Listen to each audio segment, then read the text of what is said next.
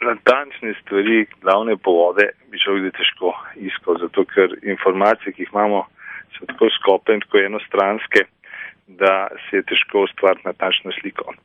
Dejstvo vsekakor je, da gre za konflikt v državi, če bi naredili primerjavo s Hrvaško, to je pravzaprav podoben problem, kot če bi imela Hrvaška še naprej nezavisno Kninsko krajino, Srbija bi bila pa velesila.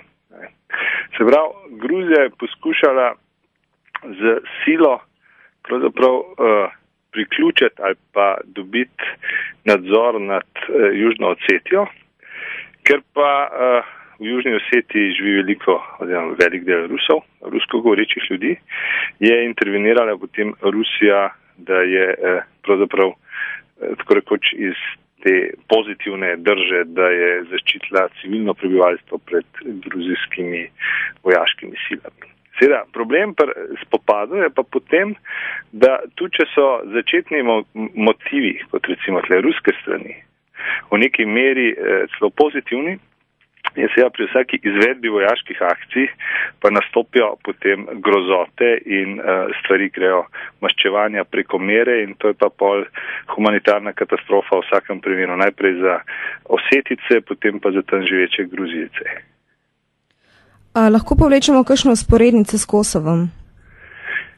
Ja, pravzaprav na nek način je seveda stvar podobna. Podobna je v tem, tako kot je Kosovo bil del Srbije, pa je zdaj tako rekoč de facto neodvisna država, je Osetija del Gruzije, pa je potem dobi tako rekoč status neodvisne države. Zdaj, v tej točki bi Rusi to seveda zelo godali, ampak potem pridejo druge zgodbe, kot so Čečenija, kjer je pa znotraj Rusije, ko so želje po neodvisnosti, tako da mislim, da ruski oblasti po moje ta hip najbolj ustreza to stanje pravzaprav nekakšne neodvisne države znotraj Gruzije. Sedaj vse zadnje kakšnega silnega razlike ni, a je nekdo formalno del Sovjetske zveze ali pa je samo njen bližnji zaveznik. Kakšni pa so interesi obeh velesil? Je samo nafta? Ne, nekaj. Zdaj, mislim, tle interes Rusije je seveda zelo enostaven, da ščiti svoje državljane, kjerkoli so, in tam jih je precejšen del. Tam je nafta, bi rekel, sekundarni del. Vsaj, kar se Rusije tiče, mislim, da nafta ne more biti kakšen resen razlog. Je pa seveda pomemben, to gre za, kako bi rekel, gre za imidž države. Skratka, če je Rusija velesila, potem pravzaprav ne more trpeti mirno gledati, da se njenim mašinam v drugih deželah doživljajo teror in podobno. Z tega stališča interes Rusije je tukaj predvsem ta drža močne velesile. Američani imajo pa seveda interese očitno imeti v Gruziji svojega stabilnega zaveznika in z njim omejevati Rusijo. Vedeti moramo, da spopad med velesilama pač navzlic temu, da odlično sodelujejo marsičem, je ta strateški, še vedno obstaja. Kakšna je po vašem mnenju kratkoročna optimalna razrešitev konflikta?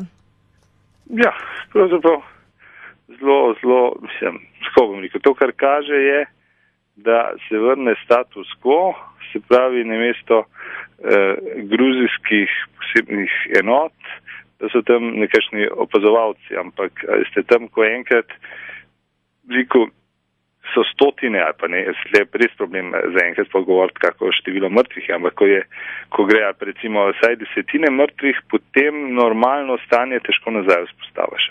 Potem je tok enega veliko antagonizma, maščevanja, bolečin, da tisto, kar je dejstvo, je vsekakor, da je poteza oziroma začetek tele prve gruzijskega poskusa dobiti nadzor nad večjim delom svoje države je bil za njih z njihovega stališča politični samomor, ker gotovo, da če kdaj del se pravi Osetija in tudi Abhazija od Gruzije, je to definitivno danes, kakor mesec dni nazaj.